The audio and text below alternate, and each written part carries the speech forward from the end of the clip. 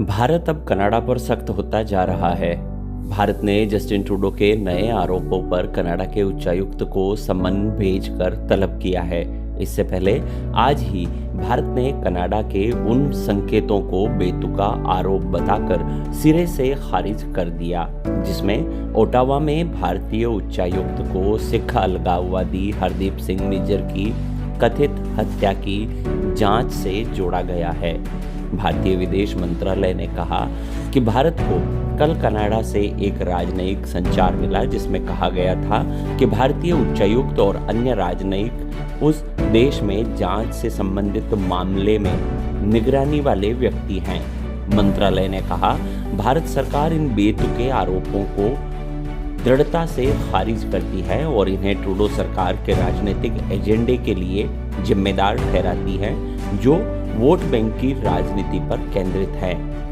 मंत्रालय ने आगे कहा कि भारत अब भारतीय राजनयिकों के खिलाफ आरोपों को गढ़ने के कनाडा सरकार के नवीनतम प्रयासों के जवाब में आगे कदम बढ़ाने का अधिकार सुरक्षित रखता है। विदेश मंत्रालय ने कहा, इसमें कोई संदेह नहीं रह जाता कि जांच के बहाने राजनीतिक लाभ के लिए यह भारत को बदनाम करने की जानबूझकर रची गई रणनीति है। प्रवक्ता ने कहा कि प्रधानमंत्री जस्टिन ट्रूडो का भारत के प्रति बैरपूर्ण स्वभाव लंबे समय से स्पष्ट है। विदेश मंत्रालय ने आगे कहा, उनके मंत्रिमंडल में ऐसे व्यक्ति शामिल हैं जो भारत के संबंध में चरमपंथी और अलगाववादी एजेंडे से खुले तौर पर जुड़े हैं। MEA ने कहा, दिसंबर 2020 में भारत की आंतरिक राजनीति में उनका स्पष्ट हस्तक्षेप दिखाता है कि वह इस संबंध में कहां तक जाना चाह रहे थे।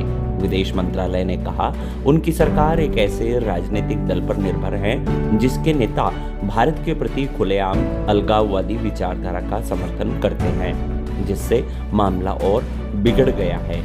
पिछले साल सितंबर में जस्टिन ट्रूडो द्वारा खालिस्तानी चरमपंथी हरदीप सिंह निज्जर की हत्या में भारतीय एजेंटों की संभावित संलिप्तता के आरोपों के बाद भारत और कनाडा के बीच संबंधों में गंभीर तनाव आ गया था।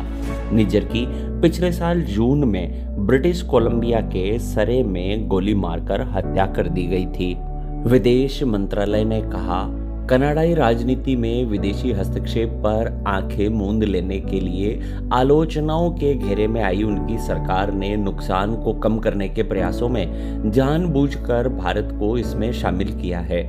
मंत्रालय ने कहा कि भारतीय राजनयिकों को निशाना बनाने वाला ये नवीनतम घटनाक्रम अब उसी दिशा में अगला कदम है।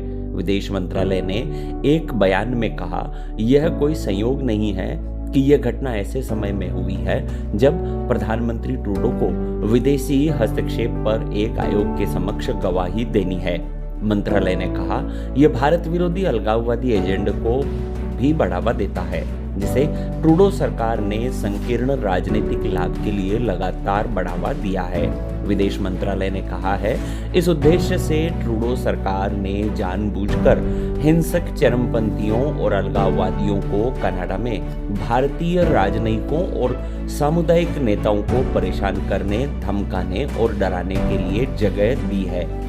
इसमें उन्हें और भारतीय नेताओं को जान से मारने की धमकी देना भी शामिल है।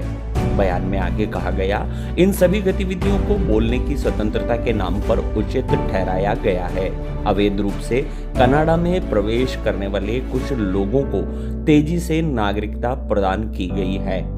कनाडा में रहने वाले आतंकवादियों और संगठित अपराध से जुड़े लोगों के संबंध में भारत सरकार के कई प्रत्यर्पण अनुरोधों की अनदेखी की गई है।